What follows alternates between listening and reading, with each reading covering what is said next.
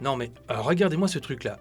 D'un côté, on a un Zimaboard, une architecture PC monocarte capable de tourner à quelques watts au repos.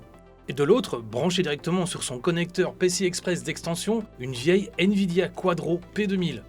Et avec ça, on voudrait nous faire croire qu'il faut acheter des platines fermées pour lire des disques ou de regarder des films dans de bonnes conditions.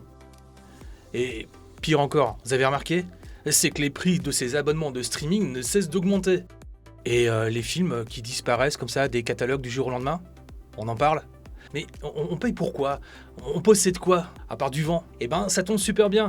Les consciences ont tendance à se réveiller, la réappropriation numérique prend de plus en plus d'ampleur, et ça peut paraître comme ça basique, mais ça commence par un geste simple. Comme par exemple, remettre ceci sur vos étagères. Sur le marché de l'occasion, vous pouvez carrément vous refaire une collection de films, parfois introuvables ailleurs, pour à peine 50 centimes.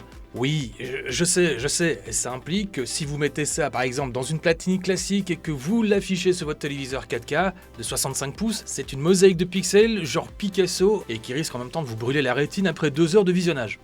C'est vrai.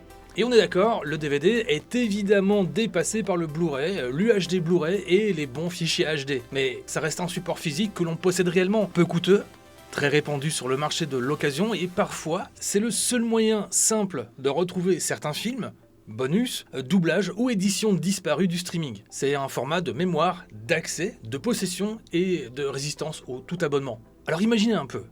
Un lecteur DVD de PC qui traîne comme ça au fond du tiroir, un bon désentrelacement, un upscaling propre réalisé par votre PC et au final, imaginez, il peut encore offrir une expérience très correcte sur une télé moderne. Et devinez quoi ? Bah ouais, ça tombe super bien, car dans cette vidéo, je vous propose le niveau de base tout simplement de notre indépendance en exploitant juste une architecture de PC pour adapter proprement ce disque à 50 centimes sur une dalle 4K.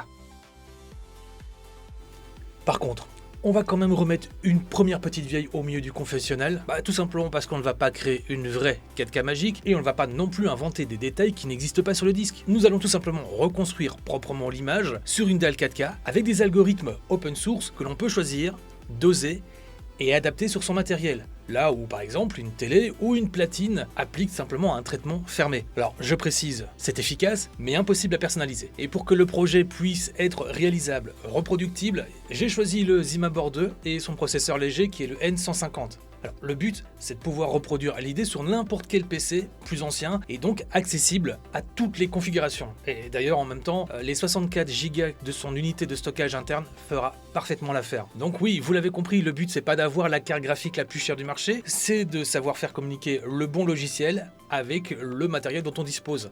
Parce que l'air de rien, malgré son âge et son architecture Pascal, eh bien la Quadro P2000 reste une carte professionnelle très intéressante pour ce genre d'exercice. Et cela même si elle n'a pas les fameux cœurs Tensor des cartes modernes.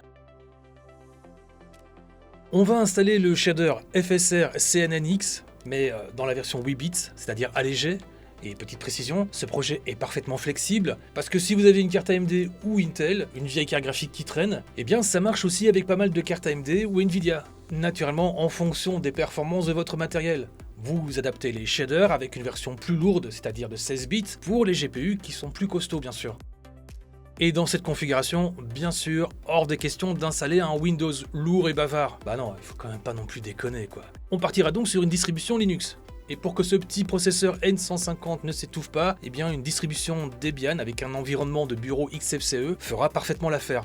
La machine restera ainsi très légère au repos, ce qui laisse comme ça une belle marge pour MPV, les shaders et le cache. Et tout le reste, eh bien il sera dédié pour notre film. Debian, c'est pas obligatoire bien évidemment, ce qui compte c'est d'avoir le lecteur MPV récent, Vulkan fonctionnel et les bibliothèques DVD installées. En gros, vous choisissez le système d'exploitation qui vous permettra ainsi de garder le contrôle de chacune des étapes. Et je vous rassure, le guide complet avec toutes les commandes est disponible sur mon site en description. Ici, je vous explique tout simplement les étapes essentielles du projet.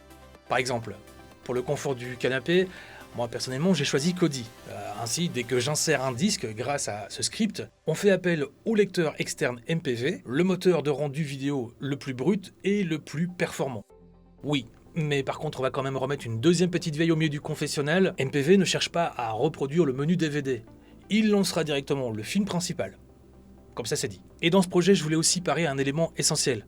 Par exemple, quand je lance le film, l'écran reste noir pendant quelques secondes. En fait, MPV s'accorde le temps tout simplement de constituer un tampon de sécurité. Alors je vous explique, une partie du flux peut être mise en cache sur le SSD, ce qui réduit ainsi les risques de micro-coupures, au cas où le lecteur optique ralentit.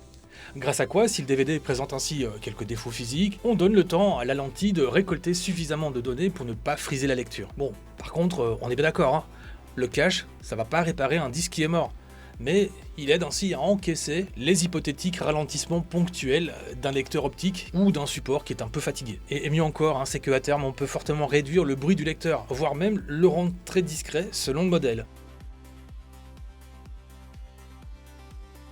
Et dans cet exemple, deux traitements se complètent. Cric bilatéral reconstruit plus proprement la chrominescence et donc les contours colorés bavent moins. Le FSR CNNX, lui, estime une image plus détaillée pour éviter l'agrandissement mou et grossier. Et quand vous le constatez, le temps de calcul reste sous la barre fatidique des 40 millisecondes. Mais ça veut tout simplement dire que cette petite quadro encaisse la 4K sans perdre la moindre image. Et pour ce qui est de la fluidité, eh bien je vais régler idéalement la sortie à 50 Hz pour coller ainsi au rythme pâle et éviter les micro-saccades sur une télé européenne. Alors voilà, à 50 centimes le film dans les magasins de seconde main avec une machine de récupération, un OS libre et des outils open source, on vient de se bâtir une médiathèque souveraine, insensible aux coupures internet et aux augmentations des abonnements et d'une qualité visuelle tout à fait acceptable. Et c'est ça en mon sens la vraie réappropriation numérique. Je veux dire par là que le DVD ne redevient pas un format haut de gamme. Loin de là bien sûr, il ne va pas battre un Blu-ray ou encore moins un UHD Blu-ray, mais clairement, avec un bon lecteur, un désentrelacement propre, un upscaling intelligent, il peut redevenir parfaitement regardable sur une télé 4K moderne. Et surtout, il reste à vous, pas de catalogue qui disparaît, pas d'abonnement qui augmente et pas de serveur à contacter pour regarder un film posé sur votre étagère. Et en attendant, merci beaucoup Cache Converter, Sambreville, de m'avoir autorisé à filmer ici. Il y a du monde et enfin, voilà quoi. Et surtout, d'ici à notre prochaine rencontre qui se fera très prochainement, j'en suis sûr et certain, surtout n'oubliez pas, quoi que vous fassiez, ouais, bien sûr, faites-le bien. Il faut que je cherche des films. Wafti, on va prendre un bon gros Vin Diesel.